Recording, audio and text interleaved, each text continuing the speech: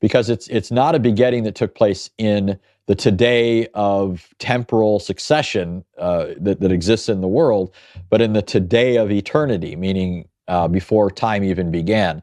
But people will have to watch. I have some episodes on Mark's Gospel where they can see this.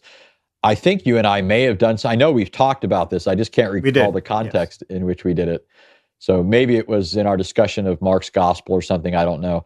But then he goes on and he quotes verse 6. He quotes another Old Testament text where all the angels of God are commanded to worship Jesus as the firstborn, which doesn't mean literally the person born first in the order of time. Firstborn was a title of preeminence, meaning the one who is superior to others. And so Jesus is identified as the one who is preeminent over others and the one whom the angels are obligated to worship. And then the climax is really found in Hebrews 1, verse 8 and Hebrews 1, verse 10. In Hebrews 1, 8, it says, of the Son, he says, he meaning God, of the Son, he, God says, your throne, O God, is forever and ever, and the righteous scepter is the scepter of your kingdom. And then in verse 10, it says that the Father says about the Son, you, Lord, in the beginning laid the foundations of the earth, and the heavens are the work of your hands. They will perish, but you remain. They'll wear out like a garment and so forth. But you're going to remain the same, and your years will never end. So the author of Hebrews, just in the first chapter, has driven this point over and over again. We're being brief, but packed into each one of these statements is a powerful attestation of Christ's sonship and what it means and how it is properly and necessarily understood as a claim of absolute deity. Absolutely, brother. Absolutely. No doubt about that. And I'm encouraging people, of course, to go and read that for themselves. Anything else from Hebrews you would like to also highlight? Well, I mean, one thing that we could point out is, well, in chapter 2, it goes on to speak of the fact that Jesus is the one who is going to ultimately realize God's purposes for creation, right? Mankind was created by God but fell and needed to be redeemed and restored in order to achieve that ultimate goal that God had for man. And so it became necessary for the Son to bring about redemption. In Hebrews 2, it specifically tells us that he took on himself the nature of Abraham's descendants, meaning he became human, right? And it also says he didn't take on himself the nature of angels. It's not angels that he helps, but Abraham's seed. That's right. This very language presupposes the preexistence of the Son and points up the incarnation. It speaks of him taking on the nature of Abraham's descendants, right? There's no, if he really just is a human being and not a pre-existing divine person who takes on a human nature, there's no reason to speak this way. So the very language of Hebrews throughout presupposes this understanding of Christ's sonship. Another thing that can be pointed out is in Hebrews 7, we're told that Melchizedek is a type of Jesus. Right. And the reason he can be a type of Jesus is because there's nothing stated in the Old Testament about Melchizedek's genealogy, which you'd expect, especially since he's being identified as a priest.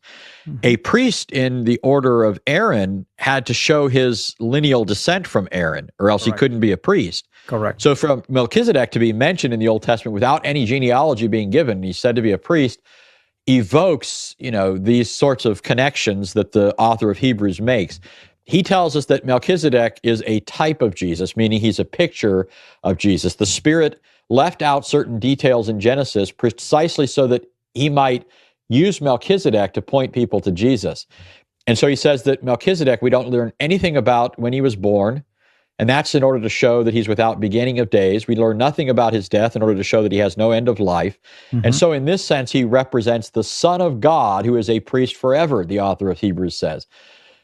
So there again, you have an understanding of Christ's sonship being given in Hebrews 7.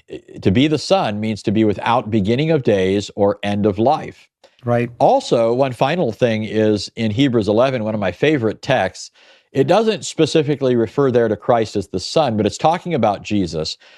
and it's talking about these great men of faith in the past and how they Correct. believed and by faith did great things in the Right. name of God. And it comes to Moses, and it tells us that Moses, by faith, he didn't do what he could have done as the prince of Egypt. You know, he could have made use of that to his own advantage. He could have looked down upon his Israelite brothers. He could have despised them and so forth. But it says that he chose to suffer affliction along with them.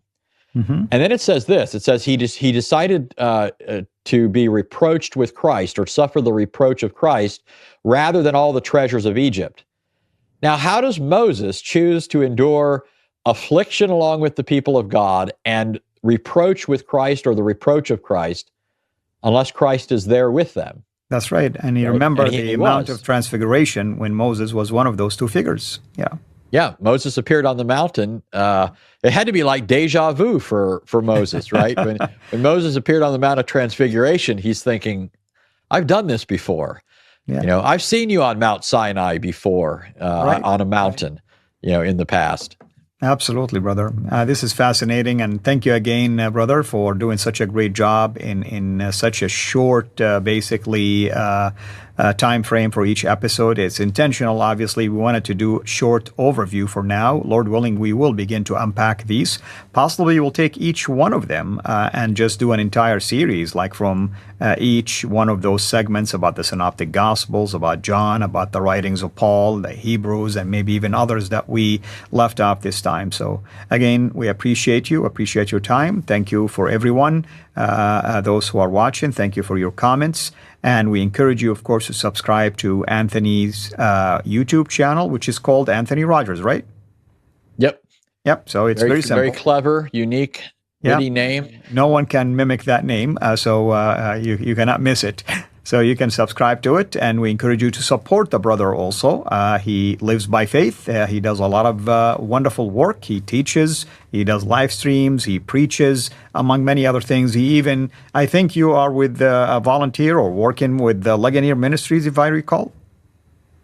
Yeah, I work for them in a remote capacity as a theological agent. I answer theological questions for them. Wonderful. And it's, I hate to say it, brother, but not everybody possibly will qualify for something like that. So I'm just highlighting to people the how confident these ministries are with your knowledge.